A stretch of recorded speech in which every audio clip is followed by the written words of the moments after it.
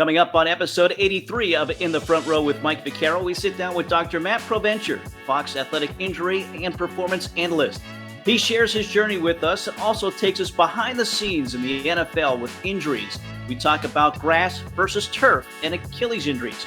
We also talk about shoulders. He's one of the top shoulder surgeons in the country. Plus, we hear his top 5 comebacks from a major injury. All that and his connection to the Navy SEALs. Coming up, episode 83, In the Front Row with Mike Vaccaro, featuring Dr. Matt Provencher.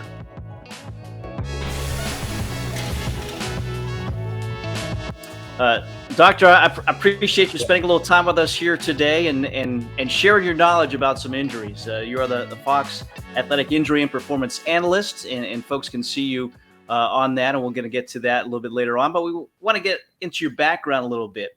And for you, you're a Naval Academy guy. You went to the Naval Academy, and for 4 years, you were a varsity oarsman. So you were an athlete. How has that played into your role, becoming a doctor and working, from a physician standpoint with athletics now? Yeah, Mike, a great pleasure to be here. And so we when I was at the Naval Academy, rowing and being an athlete was a big part of my life there, and it was a great team sport. Great to be a part of it, and absolutely shaped me to go into orthopedics and sports medicine because I was formerly an athlete and wanted to continue that on. And in fact, I had some injuries like we all do along the way, and met an orthopedic surgeon there at the Naval Academy who I was taking care of the teams, took care of me, and that's how we sort of started knowing even what medicine or orthopedics was. I knew nothing about that before going to college. So it's been a great journey. You're one of the U.S.'s top shoulder surgeons. Does that stem from being an oarsman and the injuries, like you said, that you sustained as an athlete?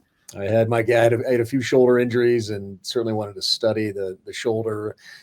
We have a lot to learn, and just have a great team to help us do what we like to do, is get our patients back to doing the things they love. What was your first foray into, again, working with the team as a doctor, as a physician, and different roles that you had within that team?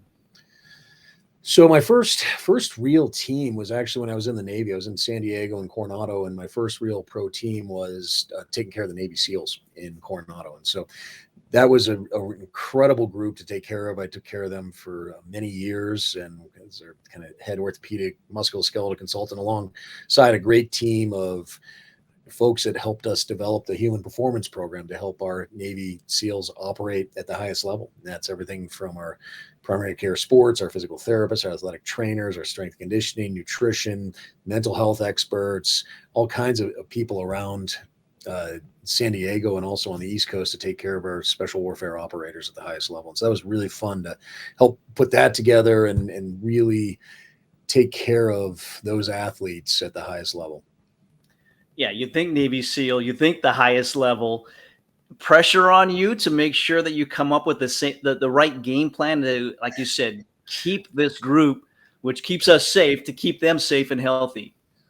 Yeah, Mike, they tested us every day, and I can tell you that those guys were incredible. They have incredible DNA. They're incredibly resilient, and so our job was to keep them in the fight, get them back in the fight, get them back to their job, just like any other professional team or weekend warrior that comes to see you. We want to get them back to doing what they love to do, and so working with the team to put them back and have the resources that I think they deserved and required to make them operate at the highest level. Fast forward, you're working with the Patriots. You're their lead physician, a little different team that you're dealing with, but tell us about your experience with the Patriots at a time when they made a nice Super Bowl run. Yeah, Mike, I was there at a really good time, obviously, and the experience was amazing. We had a great team, and Belichick has a lot of Navy background in him himself.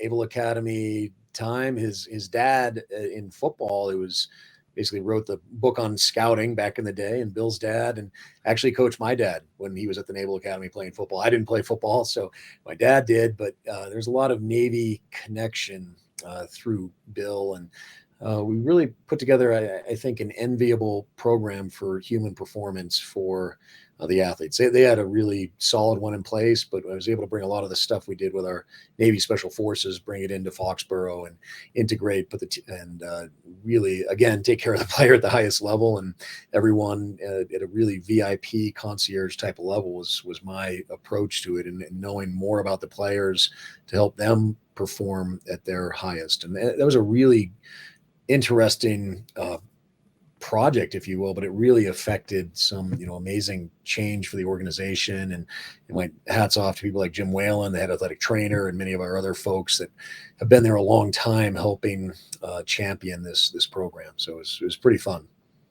Yeah, having that Navy background, did that help you in working with Bill Belichick, who, again, laser focused in getting the task done, getting the job done? Did it help you having that background?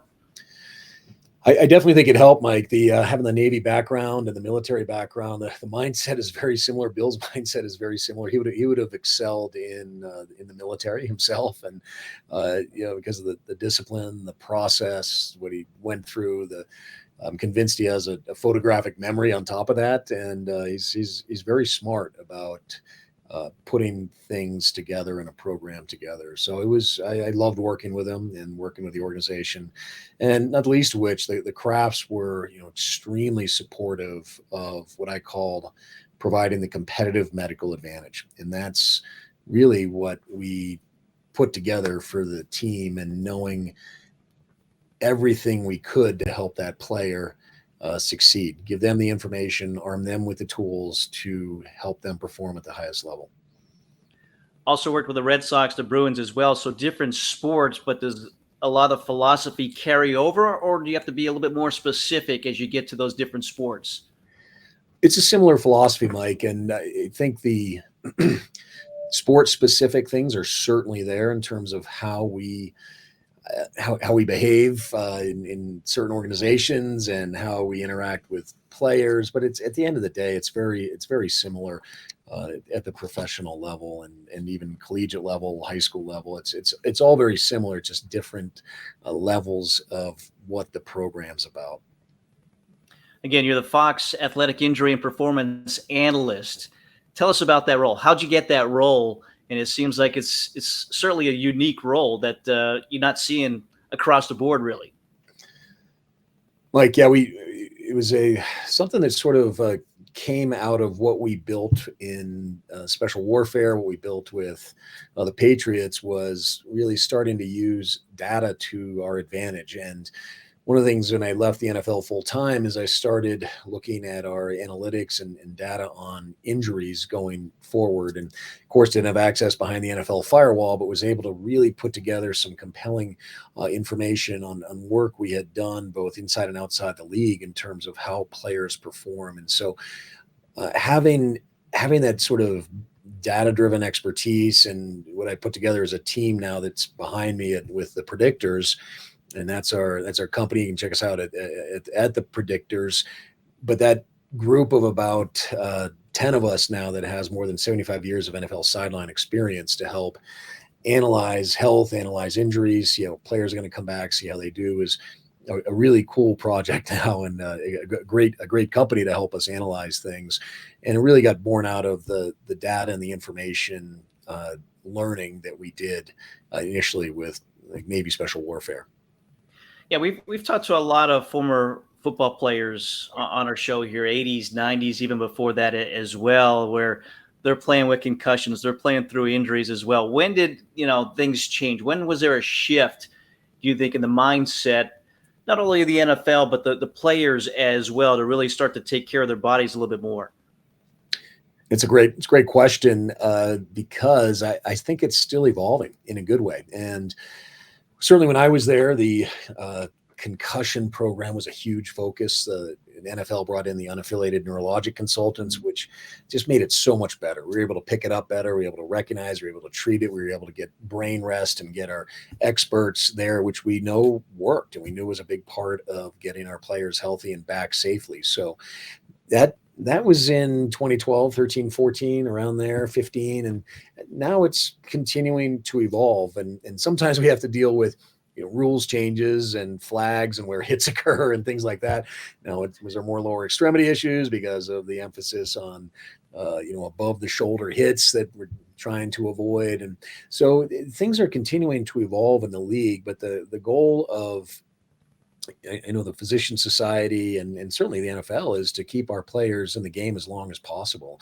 And so there are continuous improvements in health and safety in the NFL that I think are going to continue to improve the game, improve the player safety profile.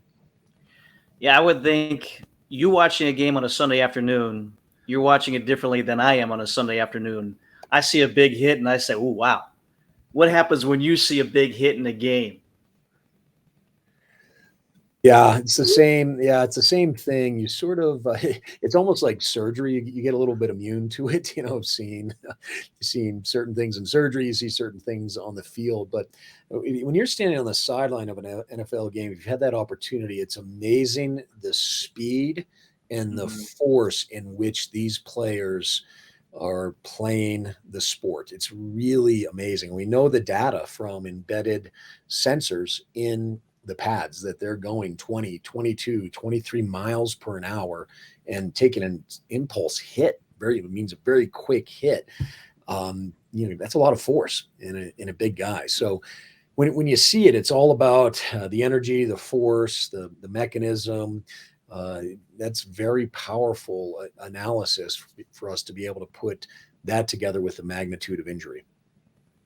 Well, let's get into some of the topics here from an injury standpoint. Obviously, a big one these days is grass versus turf. Again, we've talked to a lot of guys played in the 80s and 90s. AstroTurf then, a lot different than what it is now. What have you seen, and how has that turf evolved into what it is currently? And is it better? So, Mike, I do think it's getting better. Clearly, the last few seasons have had a lot of emphasis on turf type, what it is, and it's evolved massively from the initial AstroTurf, which was basically just a indoor-outdoor rug carpet, if you will, that was colored green. On concrete, no less. Yeah, on concrete, absolutely, with very little padding underneath. And so the technology has drastically improved, but the reality is half the stadiums have grass or some kind of hybrid grass product, and the other half are turf. And there are probably some stadiums that would be really, really hard to convert to grass. Can't say it can't be done, but there Yeah. may be some uh, tough situations in order to convert those over to grass, of which the Players Association and the players are obviously calling for from a health and safety standpoint. But the other issue is you're dealing with just a lot of different turf types. And you've got a bunch of different companies making it. You got a bunch of different types of turf. You have monofilament, you have bifilaments, you have this stuff called slit film. You've got all these other products. You have different levels of infill. You've got a very basic, what I think is a non-sophisticated test called the Clegg test, where it's basically dropping a weight in set amounts and seeing how the turf behaves and whether you use high-speed video or not, or just do some measurements to see if the field is playable. There's a lot of other events that go on at these Mhm. stadiums. They're big city, sometimes town, city owned or state owned uh, areas. So it's it's definitely something that is requiring attention, needs attention, because again, our data at the predictors shows that there are injuries more associated with turf. And even though we've gotten better, it's still there in 2022 and 2023.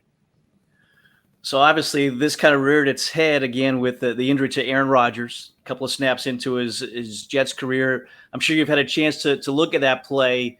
With your analysis, Mhm. would that same injury have occurred on a grass field? So it's interesting when you look at an Achilles injury, we have found really no difference in Mm. terms of turf versus grass. Now, what's interesting, there it could be some higher level of magnitude of injury with the Achilles because of the turf versus grass. Grass may absorb a little bit more, turf's a little bit uh, more unforgiving. So the magnitude of the energy that goes into the injury is probably a little bit higher. So what's interesting, although the same amount of Achilles occurs on grass versus turf from our data, it takes a little bit longer to get back. And if you injured it on turf, not only takes longer to come back, but it is also a little bit harder to come back, and you don't do as well initially. You do catch up and it levels out. Now that's in contrast to some other injuries, including certain ankles and hamstrings and other knee injuries, which are still higher on turf. It's getting better, but it's still higher on turf. That said, we're seeing video of Aaron Rodgers kind of moving around, throwing the ball. Is it possible for him to come back this season off of an Achilles injury? Possible for sure. Probable, maybe.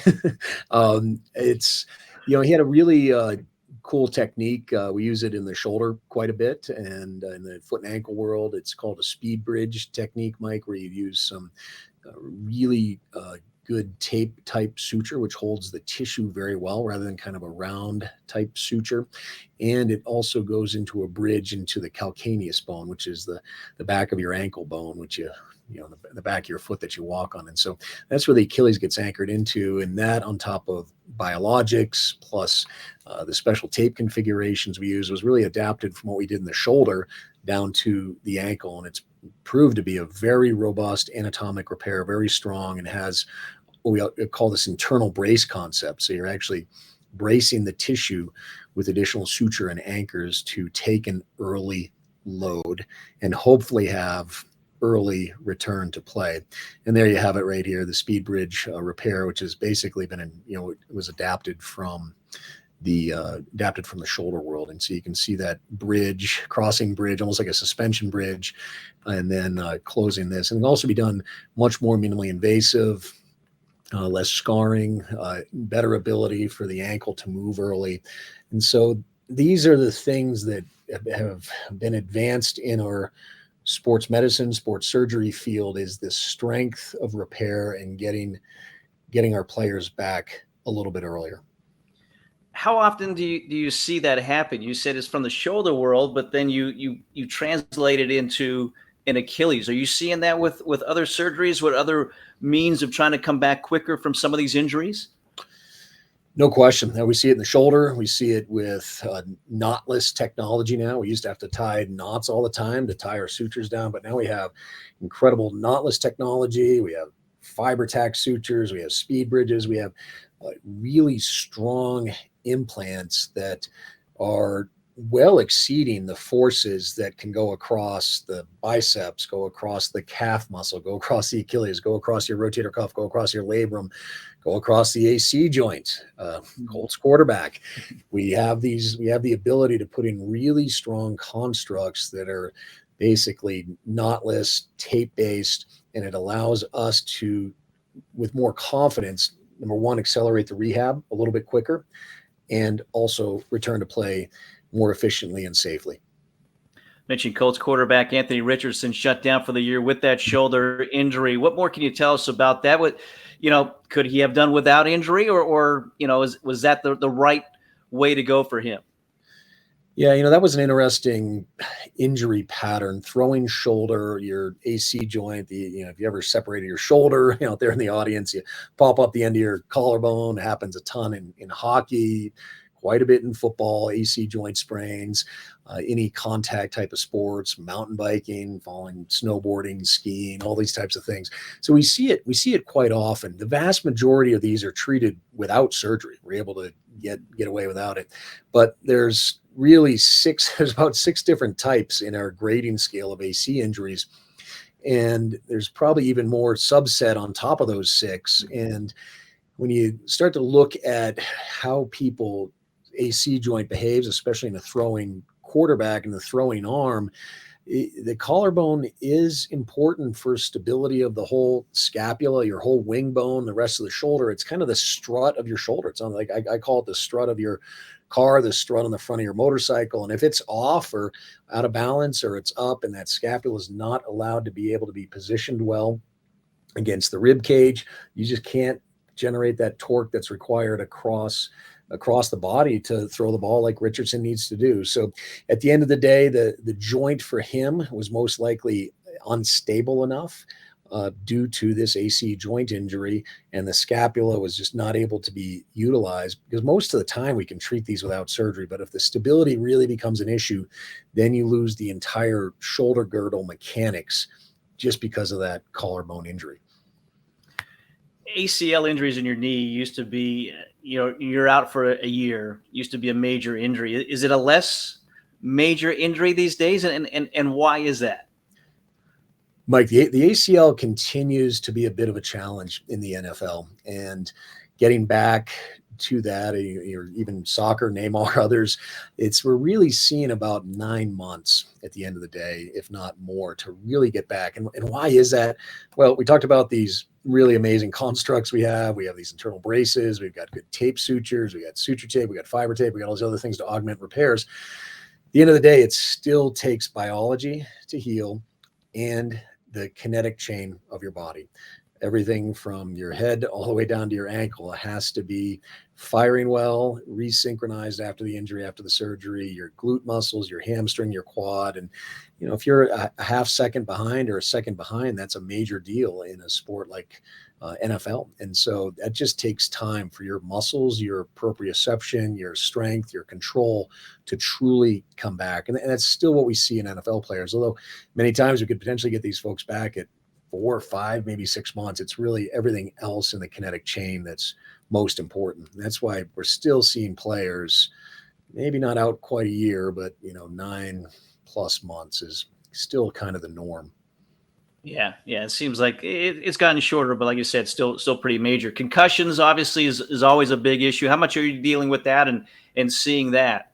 Yeah, concussions are a bit of a challenge, but the NFL has done a great job. Our data, again, the predictors shows that rest matters and rest helps. It's really compelling. A quarterback that goes out with a concussion, average missed time 1.3 games. When they come back, they do better.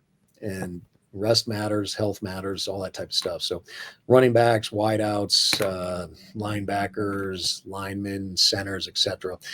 Rest matters, health matters, and I think the NFL is doing a much better job at making sure we not only recognize it, but treat it adequately and get the brain health dialed in before return to play.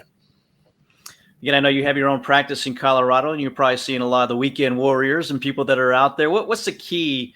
Anybody watching this who's not a pro athlete to try to stay as healthy as they can and avoid some of these injuries we've been talking about.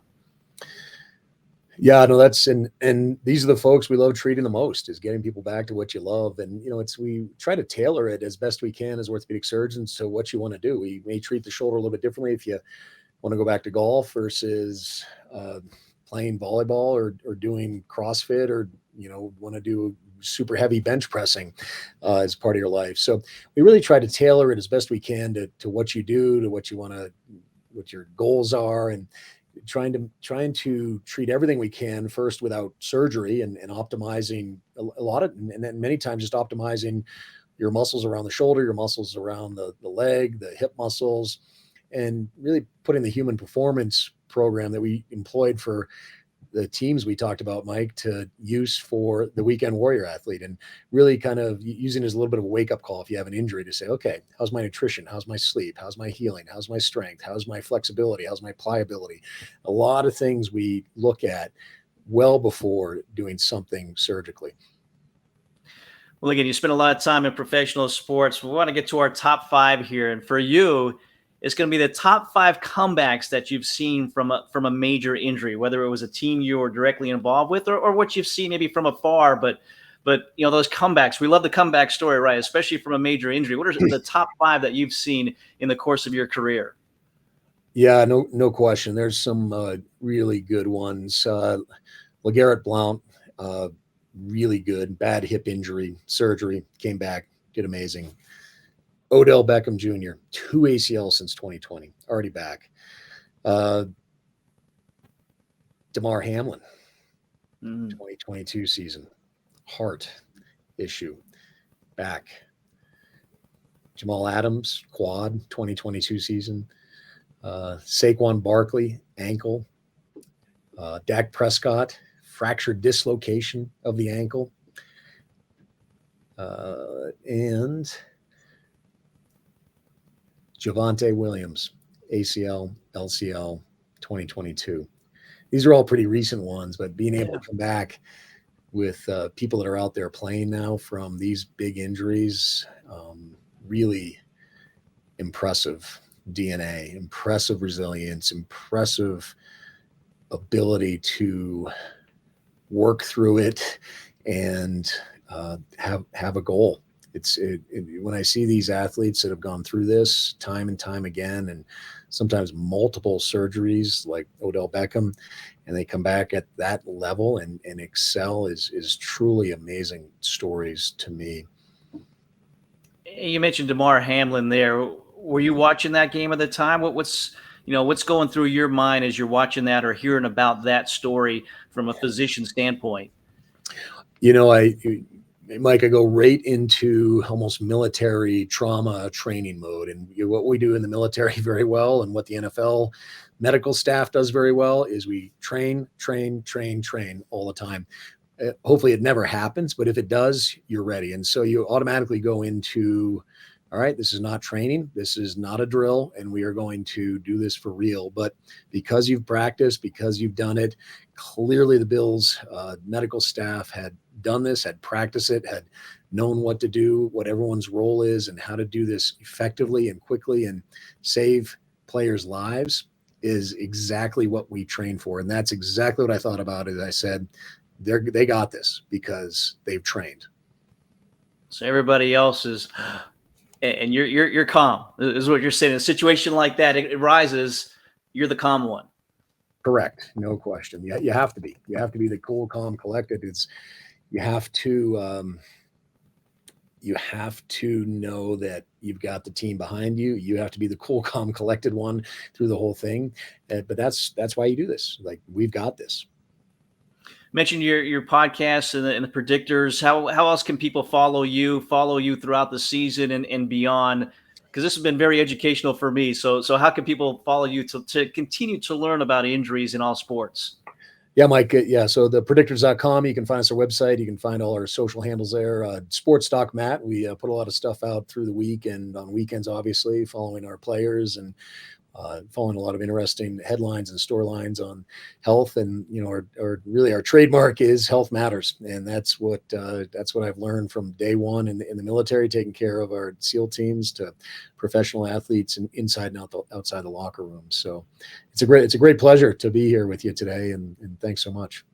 Yeah, it's a pleasure to have you again. Very educational, and we don't usually have that as guests. We hear a lot of good stories, but this has been a very educational episode, and certainly appreciate your time. Wish you the best of luck, and we'll be watching you and your progress throughout the season here. I'm sure there's more injuries to come in this NFL season for sure. Absolutely, Mike. Look forward to rejoining you down the road. Thank you. Well, I think we all learned something today from Dr. Matt Provencher. We thank him for his time, taking time in between his surgeries, no doubt. Special thank you to Lindsay Waterhouse for helping arrange that interview with him. And again, we invite you, as always, to like, to share, to subscribe to our channel as we continue to bring you great guests, great stories, and learn a little bit, as we did today, about injuries in the NFL and also for you weekend warriors. We thank you for joining us. For JR Quitman, our director, producer, and creator of the show, I'm Mike Vaccaro. We'll see you next time. Another edition of In the Front Row with Mike Vaccaro. Have a great day, everybody.